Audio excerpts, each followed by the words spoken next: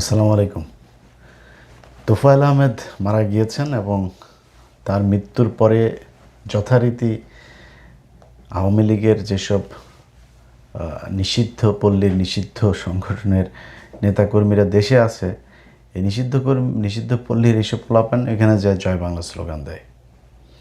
তো এখানে জয় বাংলা স্লোগান দেওয়ার জন্য তো বাংলাদেশের মানুষ মুসলমান, একটা মানুষ মারা গেলে এই দেশের মানুষ তো তোদের মতো অসভ্য না যে কবরে যায় হামলা করবে, মৃত্যুর পরে মানুষের লাশের গাড়ির মধ্যে জুতা দিবে, মৃত্যুর পরে তারা কবর দিতে দিবে না, মিষ্টি বিতরণ করে খাবে। এটা তো তোদের মতো অসভ্য না। এই দেশের মানুষ, একটা মানুষ মারা গিয়েছে, সেই উপলক্ষে তার জানা যায়। এটা আমাদের ধর্মীয় বাধ্যবাধকতা। ওই সমাজের সবাইকে গুনাহগার হইতে হবে যদি একজন মানুষের দাফন কাফন যদি সঠিকভাবে সম্পন্ন করা না হয়। তারাও এখানে চিটাগাঙ্গে মজা পেয়েছে, তারপরে এখানে এসে তারা স্লোগান দেয় জয় বাংলা। জয় বাংলা এটা হইল গিয়া ওই ইন্ডিয়ান স্লোগান। সোনাগাছিতে শিখাইছিল, ওই যে দেরাদুন ওইখানে বসায় তারপরে শিখাইছিল। ওই 71 থেকে ওরা বাংলাদেশের মুক্তিযোদ্ধাদের স্লোগান এই জয় বাংলা, এই স্লোগান না। বাংলাদেশের মুক্তিযোদ্ধাদের যেসব ভিডিওগুলো আপনারা দেখবেন, এরকম জয় বাংলা করে কিছু মানুষ এক জায়গায় একটা যুদ্ধ করে নাই, এগুলি হইল গিয়ে আপনার ওই যে এই বিএলএফ মুজিব বাহিনী, যেটা এদেরকে ওইখানে দেখাইতো, শো আপ করতো, এগুলো রেকর্ডিং করতো, এগুলি প্রচার করতো। কারণ ইন্ডিয়ার তো টার্গেট আছে যে দেশ স্বাধীন হওয়ার পরে তারপরে তারা এইটারে নিয়ে আসবে, এনে তারপরে এইটারে দেখাবে যে এরাই হচ্ছে কি মূল যোদ্ধা। কিন্তু আপনি মুক্তিযোদ্ধাদের জিজ্ঞেস করেন, মানে ভাই আমার কাছ থেকে আপনার ইতিহাস শেখাতো, আমি কিন্তু কোনো দিন ইতিহাস বলি না, কারণ হলো আমি আমার ইতিহাস বলার মতো ওই বয়স হয়নি। আমি রেফারেন্স দিই, কারণ আমি তো জিয়াউর রহমানের লেখা বইয়ের রেফারেন্স দিই না, আমি তো গোলাম আজমের লেখা বইয়ের তো রেফারেন্স দিই না, আমি আওয়ামী লীগের লোকের রেফারেন্স দিই। আপনি আওয়ামী লীগের একজন লোকের বইতে, আপনি তাজউদ্দিনের ইয়েতে যান, আপনি জেনারেল ওসমানীর বই পড়েন, আপনি মেজর জলিলের বই পড়েন, পুরো 9টা মাস মুক্তি বাহিনীর সাথে মুজিব বাহিনী যুদ্ধ করেছে। এটাই হচ্ছে ইতিহাস। আমি বলছি না, মানে আপনাদের যারা মুক্তিযোদ্ধা তাদেরই কথা। তো তারা বলল এইটা, সেই লোকগুলো এখানে থেকে তারা মিছিল করেছে, তারা জয় বাংলা এইসব স্লোগান দিয়েছে। এই স্লোগান দিয়ে এরপরে জয় বাংলা, কারণ জয় বাংলা ওদের স্লোগান, ওরা আমাদের উপরে এটা চাপাবে, ওদের এই যে সোনাগাজীর পতিতা ব্যবসায়ী রবীন্দ্রনাথ, তার লেখাই আমাদের জাতীয় সঙ্গীত বানিয়েছে। এগুলো তো খুবই পরিকল্পিত, সেই 1962-তে তাদের এই পরিকল্পনা, তারা এগুলো করেছে। এখন এই মুক্তিযুদ্ধের সময়কার এই জয় বাংলা স্লোগানরে তারা এখানে নিয়ে এসে নতুন করে তারা আবার ফের করতে চায়। নিষিদ্ধ পল্লীর ওই স্লোগান এই দেশে চলবে না, এই দেশে নিষিদ্ধ হয়ে গিয়েছে। সো এটারে ঠিক করা যদি নাকি যে সেই সুযোগ যদি আপনাদের হাতে থাকতো, আওয়ামী লীগ বলে না চলে আসবে, এসে তারপরে আবার করবে, তোরা হুমকি দিস কেন ভাই? তোরা আয়। মানে ওদের দেখেন কত মানে নির্লজ্জ হইলে, তোদেরকে 45 মিনিটের নোটিশে বাংলাদেশ ছাড়া করেছে, আজকে 2 বছর পার হয়ে যাচ্ছে, তোরা এখন পর্যন্ত দেশে ফিরতে পারিস নাই। এখন হুমকি দেয় দেশে ফিরে, তারপর মানে দেশে ফিরে মানে কি, তুই কেমনে ফিরবি আমার বল? মানে আওয়ামী লীগ কীভাবে, কোন রাস্তায়, কোন পলিসিতে তারা ফিরতে চায়? আওয়ামী লীগকে এখন ইন্ডিয়া এনে তারপরে এই দেশে ক্ষমতায় বসাবে, বিএনপির সাথে লেয়াজু করে তারপরে বাংলাদেশ নানান ইকুয়েশন শেষ করে তারপর ওদেরকে বোঝায়। ওদের অনেক লোকজনের কাছ থেকে কিন্তু শুনি এদেরকে বিশাল আকারের আশা দেওয়া। শেখ হাসিনা নিজে এখানকার টোকাই মোকাই এগুলোর সাথে কথা বলে ফোনে, কোন পরিস্থিতিতে গেলে তারপরে এইসব টোকায়ের সাথে শেখ হাসিনা কথা বলে, এটা আপনি বুঝেন। ওর উপর শ্রেণীর নেতৃত্ব কেউই তার সাথে যোগাযোগ রাখে না, কারোর সাথে তার কোনো সাংগঠনিক কোনো কার্যক্রম তাদের একদম ইনঅ্যাক্টিভ। সেই জায়গায় দাঁড়িয়ে তিনি এদেরকে দিয়ে করায়, আসবে টাসবে এগুলো বলায়। হ্যাঁ, আবার বড় বড় লোকজনও কিন্তু আছে, তারাও বিশ্বাস করেছে যে হ্যাঁ শেখ হাসিনা আবার, তাদেরকে বলে তারপরে একটু ইন্সপায়ার করে রাখে যে আমরা আসতেছি। কারণ আসতেছি এটার কয়েকটা রাস্তা, একটা ইন্ডিয়া এসে তারপরে সোজা বসায় দিয়ে যাবে আমাদের দেশের সাথে যুদ্ধ করে কয়েক লক্ষ মানুষের মেরিটে, তারপরে আর একটা বিএনপির সাথে খুব ভালোভাবে আতাত করে হাতে পায়ে ধরে চাইপা টাইপা তারপরে আপনি করবেন। তো মানে ইদার ওয়ে আপনি ধরলাম আপনি আসলেন, আচ্ছা আসার পরে মানে এটা কি দাঁড়াইলো, মানে আপনি কি মানে ব্যাটাগিরি দেখায় তারপরে আসলেন? আপনি হাত পা চাইপা ধরে তারপরে এই দেশে আসলেন, তো আপনার পৌরসত্বটা কোথায়? আপনারা সেই 15ই আগস্টে মুজিবের বিচিতে চাপ দিয়ে মারছে না, এরপরে কি করেছেন? কিছুই করেন নাই, লাশ দেখতে পর্যন্ত যান নাই। যে মুস্তাক মারার পরিকল্পনা করে সেই মুস্তাক দয়া করে লাশটা দেখতে গিয়েছেন, না তো দাফনই হয় না তোদের। 570 দিয়া তোরা গোসল করাইছিস, এটা তো ইতিহাসের অংশ রে ভাই, এটা আমার লেখা বই না, আমার মুখের কথা না, এটা এটা প্রতিষ্ঠিত সত্য। এই দেশে মানুষ মিষ্টি বিতরণ করে খেয়েছে, মানে খুশিতে মানুষের এমন অবস্থা হয়েছিল। এবং সে তোদের আওয়ামী লীগের লোক, ওই সময় তো দেশে অন্য কোনো দল ছিল না, তোদের লোকে খেয়েছে এগুলো। এখন এগুলোর পরে যায়া তারপরে ধরলাম ওই দিন তারা বলল যে আমরা ওই সময় আমাদের খুব খারাপ অবস্থা ছিল, সেই দিন আর আসবে না, এখন আওয়ামী লীগকে ইয়ে করতে বলিস, আওয়ামী লীগের গায়ে হাত দিতে বলিস। এই গত 15 বছর কিন্তু ওরা এই কথাগুলো বলেছে, এখন আসিস শেখ পরিবারের গায়ে হাত দিতে। বিলা কুসকুস টু ছায়া মায়া পেন্টি সব খুলা থুয়া দৌড় দিছে তোদের নেত্রী। লাগেজে করে খালি ডলার যে কটা পেরেছে ওই কটা নিয়ে খালি হেলিকপ্টারে চলে 45 মিনিটের নোটিসে এই দেশের মানুষ পাশার মধ্যে ওই মুজিবের যে আঙ্গুল যেটা দাঁড় করায় রাখে না, ওইটারে ঢুকাই দিয়ে তারপরে তোরা করছে, সরাই দিছে। তো সেই তোরা এখন আবার ফের হুমকি দিস আসবে, চলে আসবে। তোদের তো আসার ক্ষমতা নেই, তোদের আসার ক্ষমতা হলে এখন আয়, চলে আয়, দেখি তোরা বাংলাদেশে দেখি কী করতে পারিস। তোরা অপেক্ষায় আসিস, আসলে আবার হলে কিছু একটা হলে তারপরে তারা হুমকি দেয় তোরা এই করবি, তোরা এই করবি, সেই করবি। আরে বেটা, এটা তো এই দেশের মানুষ প্রতিষ্ঠিত করে ফেলছে যে তোরা পারিস না, তোরা হিজড়া, পুলিশ ছাড়া এই দেশে তোরা কিছু করতে পারিস না। তোর বাপের বাড়ি, যে বাড়িতে তোর বাপের বিচিতে চাপ দিয়ে মারা হয়েছে, সে বাড়ি ভেঙে দিচ্ছে বাংলাদেশের মানুষ। আর কবে, আর কি, আর কিছু বাকি আছে? তোরা এবার আসবি, ধর পাতে পায়ে ধরে। সেটা তো পৌরুষত্ব হইল না, বীরত্ব হইল না। এইসব ফাঁকা বুলি টুলি দিয়ে লাভ আছে? কুত্তার মতো সারা দুনিয়ায় ঘেউ ঘেউ করবি, এইভাবেই তোদের সারা জীবন কাটবে। তোদের বাংলাদেশে ভালোভাবে রাজনীতি করার সেই সুযোগ আমি যতটুকু আমার কানেকশন আছে, যতটুকু বিএনপি জামাতের লোকজনের কাছ থেকে সরকারের সাথে যতটুকু সম্পর্ক আছে, যতটুকু জানি, তোদের এই দেশে রাজনৈতিক ভবিষ্যৎ অন্ধকার। এখন তোফায়েলের কথায় আসি। ওইখানে যায় তারা জয় বাংলা স্লোগান দিয়া এই কিছু লোকজনের ধরেন কিছু টাকা পয়সা টয়সা দেয়, এগুলো একটা উত্তেজনা তৈরি করে, একটা ঘোলা করার চেষ্টা করে। সেই মুডে তো বর্তমান সরকার নাই, বর্তমান সরকারের পিছনে কোনো বিরোধী দল নাই, বিএনপি জামাত মিলে তারপরে দেশ চালাচ্ছে। কোনো প্যারা নাই বিএনপির, যত সমস্যা হোক বিএনপির কোনো প্যারা নেই। অনেকে বলে বিএনপি কি থাকতে পারে, বিএনপি থাকতে পারবে না কেন?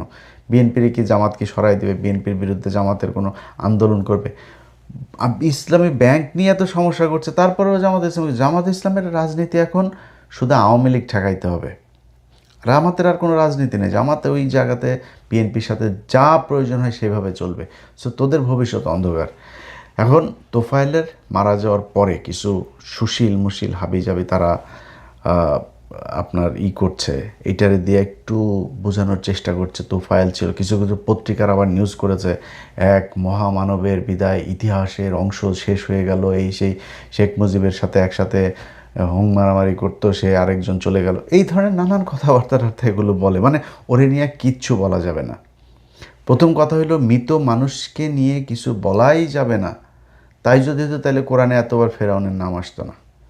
আল্লাহ, এটা তো প্রি প্ল্যান, ফেরাউনের লাশ যে এখানে রেখে দেবে, এটা তো আল্লাহর পূর্ব পরিকল্পনা অনুযায়ী সেটা করা হয়েছে। তাহলে তার লাশ রেখে দিত না। লাশ রাখা তো মানে আমাদের ধর্মীয় নিয়মকানুন অনুযায়ী আল্লাহ তো মৃত্যুর পরে তার একটা দাফনের ব্যবস্থা করেছেন, মানে কি করতে হবে একদম সুনির্দিষ্টভাবে নীতিমালা দিয়ে দিয়েছেন। এইভাবে মৃত্যুর পরে খুব দ্রুত তাকে এইভাবে করতে হবে, পরিষ্কার করতে হবে, পবিত্র করে তারপরে এইভাবে কাপড় পেঁচাইতে হবে, সব শিখিয়ে দিয়েছে। ফেরাউনের ক্ষেত্রে কেন ওইখানে রাখলো? এই পরিকল্পনা আল্লাহ কেন করলেন? যদি মৃত্যু মানুষের ব্যাপারে কিছুই বলা না যায়, তারপরেও আমরা মানে এই মানবিক কারণে থাকি।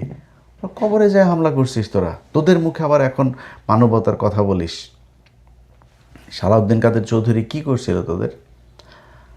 এমন কোনো মানুষ খুন করেছে না কিছু করেছে? কোথায়? তার কবরটাতে পড়ে, তার ছেলে এখনও পর্যন্ত তোদের ব্যাপারে খুব সহনশীল কথাবার্তা বলে। 32 ভাঙার পরে এই সালাউদ্দিন কাদের চৌধুরীর ছেলে তিনি করেছেন, বক্তব্য দিয়েছেন গণমাধ্যমে যে উনি 32 নম্বরের এটার সাথে এইটাতে উনি একমত না। এটার নাম হচ্ছে মানবতা। ওদের কাছ থেকে ভদ্রতা শিখায় তোরা। ওর বাপের কবরে তোরা হামলা করছিস, ও তোদের ব্যাপারে এই বক্তব্য দেয়। এইটার নামই মানবতা, এটার নাম বিএনপি, এটার নাম জামাত, এটার নাম বাংলাদেশের মানুষ। তোরা মানুষ না, তোরা আওয়ামী লীগ। এই জন্য এইভাবে করছিস। তো এখন আমি আপনাদেরকে কিছু জিনিস যে তোফায়েলের ব্যাপারে প্রথমেই ওরটা দিয়ে ওরে একটা জিনিস করে, আমি কালকে থেকে কিছু ভিডিও টিডিও ঘাটলাম। খালেদা জিয়া, ধরেন বিএনপির অনেক মানুষ আবার অনেক এই অমানবিক আছে, মানবিক আছে, অমানবিক না। তো এই মানবিক বিএনপির কিছু লোকজনও আবার এটার করে যে না, ওনার ব্যাপারে একটু সহনশীল থাকে। তো বিএনপির বোঝাই আগে, সবার আগে খালেদা জিয়া যে মারা গেল, খালেদা জিয়া জেলখানায় অসুস্থ ছিল, এটা কি বিশ্বাস করেন? খালেদা জিয়া মৃত্যুর আগে খুব খারাপ অবস্থায়, শারীরিক প্রচণ্ড ক্রিটিক্যাল একটা পরিস্থিতির ভেতর দিয়ে গিয়েছে, এটা বিশ্বাস করেন? যদি বিশ্বাস করেন, আসেন তোফায়েল সাহেবের একটা বক্তব্য শুনি, তিনি খালেদা জিয়ার ব্যাপারে কি বলেছিলেন। এখন আমার মনে হচ্ছে ব্যক্তিগতভাবে যে খালেদা জিয়া সম্পূর্ণ সুস্থ। কারণ তিনি যদি অসুস্থ হতেন তাহলে একটা বিশেষায়িত হাসপাতাল বঙ্গবন্ধু মেডিকেল বিশ্ববিদ্যালয়ে তিনি ভর্তি হবেন না কেন? বাংলাদেশের সেনাবাহিনীর হাসপাতাল, যাকে বলে সিএমএইচ, এটা একটা চমৎকার হাসপাতাল, এটা বিখ্যাত হাসপাতাল। এখানে অনেক বড় বড় মানুষ, রাষ্ট্রপতি অসুস্থ হলে এখানে চিকিৎসা নেয়, প্রধানমন্ত্রী অসুস্থ হলে এখানে চিকিৎসা নেয়, সেনা প্রধানরা অসুস্থ হলে এখানে চিকিৎসা নেয়। উনি ওখানেও চিকিৎসা নেবেন না। তার মানে যদি একজন মানুষ যদি অসুস্থ হতো তাহলে তিনি যে কোনো হাসপাতালে চিকিৎসা নিতে যেতেন। কিন্তু একটা হাসপাতালের জন্য কেন? কারণ এটার কারণ আছে একটা, কারণ ওই হাসপাতালে হয়তোবা তার পছন্দ কোনো ডাক্তার আছে, তিনি বলে দেবেন যে বিদেশ ছাড়া তার চিকিৎসা হবে না, সুতরাং বিদেশে নেবার জন্য যে একটা পায়তারা। এইটা হচ্ছে তোফায়েলের মানবিকতা, বুঝছেন না? খালেদা জিয়ার মতো 80 বছরের একজন বৃদ্ধা মহিলা, যিনি জীবনে কোনোদিন প্রতিহিংসার রাজনীতি করেন নাই, এরকম একজন নারী, প্রচণ্ড দেশপ্রেমিক, প্রচণ্ড ভারত বিরোধী একজন মানুষ, তার এইভাবে তুচ্ছ তাচ্ছিল্য করে এই তোফায়েল কথা বলেছে। এই তোফায়েল বলেছে বিএনপির তারেক রহমান, খালেদা জিয়া, তাদের ব্যাপারে তারা, শুনেন তার আরেকটা বক্তব্য শোনাই। বিএনপি এটা বিলীনের পথে, ইদানিং বিএনপি অনেকে ত্যাগ করে চলে যাচ্ছে, কারণ বিএনপির রাজনীতি ভালো লাগে না। লাগবে কেমনে? বিএনপির চেয়ারপারসন খালেদা জিয়া দুর্নীতি মামলার আসামি, তার পরিবর্তে করেছে একজনকে বিদেশে থাকে, খুন মামলায় যার যাবজ্জীবন সাজা হয়েছে। একটা খুনিকে দলের ভারপ্রাপ্ত প্রধান করে, মানুষকে এত বোকা? এরকম আরও অনেকগুলো বক্তব্য আছে। এই বক্তব্যগুলো আপনারা ইউটিউবে সার্চ দিয়ে দিয়ে শুনে নিন, আমি 2-4টারে একটু শোনাইলাম। এটা এই শুধু শেষ সময়ের কথা যে তা না, এই তোফায়েল তার জীবনের একদম যৌবন থেকে শুরু করে আজকে পর্যন্ত সম্পূর্ণ পা থেকে মাথা পর্যন্ত পাপে ভরপুর। খুন, হত্যা, ধর্ষণ, এমন কোনো অপরাধ করে নাই। তারে বলা হয় সে মুক্তিযুদ্ধের নাকি সংগঠক। মুক্তিযুদ্ধে তোফায়েল কোন সেক্টরে যুদ্ধ করেছেন? কত নম্বর সেক্টরে যোদ্ধা ছিলেন তিনি? এই বালের রাজনীতি আর আমাদের শিখায়েন না। যদি মনে করেন যে তোফায়েল, ধরলাম আপনাদের কথা অনুযায়ী তোফায়েল মুক্তিযোদ্ধা, তোফায়েলের যুদ্ধ সত্যি কথা, তোফায়েল যা বলে সেটাই যুদ্ধ, মুক্তিযুদ্ধের বিশাল সংগঠক, ইতিহাসের অংশ, মুক্তিযুদ্ধের অংশ, যাকে যে না হলে বাংলাদেশ নাকি অসম্পূর্ণ থেকে যেত বাংলাদেশের স্বাধীনতা, এরকম পত্রিকায় হেডলাইনও করেছে। তো সে জিয়াউর রহমান সম্পর্কে কি বলেছে শোনেন একটু। জিয়াউর রহমানের নামে একটা রোগ আছে, আমি তোফায়েল আহমদ জানতাম না। আমরা যখন 1969 গণ অভ্যুত্থান করি তখন জিয়াউর রহমানের নামও ছিল, এবং বঙ্গবন্ধু যখন 26শে মার্চ স্বাধীনতা ঘোষণা করেন তখন জিয়াউর রহমানের কোন মানুষ আমরা জানতাম না। আমি যদি বলি যে জিয়াউর রহমান যদি চট্টগ্রামে না থেকে যদি পাকিস্তানে থাকতো অথবা ঢাকা থাকতো, তিনি পাকিস্তানের পক্ষ অবলম্বন করতেন, কারণ তিনি স্বাধীনতা বিশ্বাসী ছিলেন না। তার বড় প্রমাণ, সংবিধানকে তিনি তছনছ করেছেন রাষ্ট্রীয় ক্ষমতা দখল করে। 4টি মূলনীতিকে তছনছ করেছেন। আমরা যারা সেকুলার রাজনীতি করেছি, অসাম্প্রদায়িক রাজনীতি, সেখানে সাম্প্রদায়িকতা এনে ধর্মভিত্তিক রাজনীতি নিষিদ্ধ ছিল, সেটা তিনি চালু করেছেন। সুতরাং তিনি মুক্তিযোদ্ধা ছিলেন না ঘোষণা তো প্রশ্নই ওঠে না। এইটাই হচ্ছে গিয়ে তোফায়েল। এখন ওদের কাছ থেকে ইতিহাস যদি আপনি শুনেন তাহলে একরকম শুনবেন, বাস্তব ইতিহাস শুনবেন আরেক রকম। বাস্তব কথা যেটা সেটা হলো এই তোফায়েল সহ যত আওয়ামী লীগের মুক্তিযোদ্ধা আছে, যেগুলো এই সনদপ্রাপ্ত মুক্তিযোদ্ধা ভুয়া হোক জেনুইন হোক, যতগুলো আওয়ামী লীগের পক্ষে আছে সবগুলো হলো জাউরা। এই জাউরাদের এদের জন্মেরও ঠিক নাই, এরা যুদ্ধও করে নাই, এদের দেশের প্রতিও কোনো মায়া নেই। কেন বলছি শুনেন। কারণ তোফায়েল বাংলাদেশটা স্বাধীন হইল, এই রক্ষী বাহিনী গঠনের পেছনে তার বিশাল ভূমিকা ছিল। রক্ষী বাহিনী কী ছিল? রক্ষী বাহিনী আপনার মানে কারোর কথা আমি ইতিহাস নিয়ে কথা বলতে গেলে খুব সাবধানে কথা বলি। আমি এটার রেফারেন্সটা যাতে এমন কিছু না হয় যেটার পার্শিয়াল মনে হয়, কারোর বিএনপির খুব বিরোধী কট্টর সমালোচক এরকম কোনো, আওয়ামী লীগের খুব সমালোচক এরকম কোনো মানুষ বক্তব্য, বই, এগুলো আমি চাই না করতে। রক্ষী বাহিনীর আপনি উইকিপিডিয়াটাই দেখেন, খালি উইকিপিডিয়ার একদম আপনি ইয়েটা দেখেন যে এটা এখানকার ইয়েটা দেখেন। প্রাথমিকভাবে উইকিপিডিয়ার কথা বলতেছে, প্রাথমিকভাবে বিদ্রোহ দমন এবং আইন শৃঙ্খলা বজায় রাখার জন্য গঠিত হয় রক্ষী বাহিনী।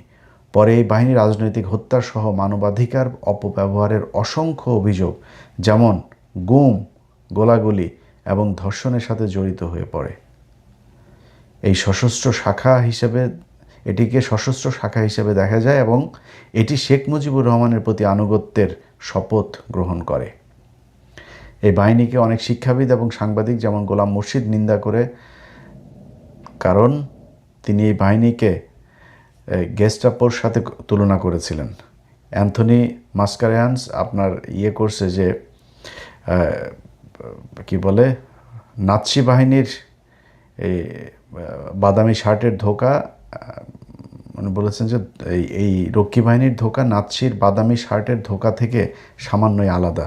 হিউম্যান রাইটস ওয়াচ বলেছেন যে জাতীয় রক্ষী বাহিনী কর্তৃক সংঘবদ্ধ সংস্থাগত সহিংসতা দায়মুক্তির সংস্কৃতি প্রতিষ্ঠা করেছিল, যার সাহায্যে স্বাধীন বাংলাদেশের নিরাপত্তা বাহিনী মানবাধিকারের অপব্যবহারের অব্যাহত রাখে।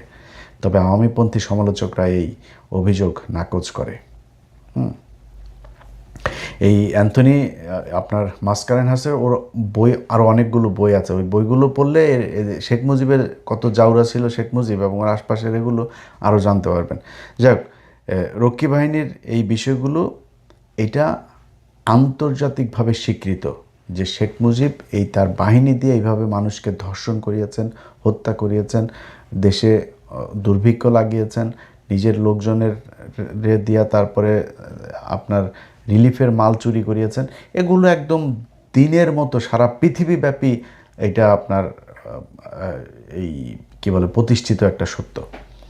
তো এই তোফায়েল এই রক্ষী বাহিনীর একটা বিশাল মানে বড় তার ভূমিকা ছিল এটা গঠনে, এবং সারা বাংলাদেশে এই রক্ষী বাহিনীর সাথে যত হত্যা, গুম, খুন, ধর্ষণ যা যা হয়েছে তার পেছনে এই তোফায়েলের সমর্থন ছিল।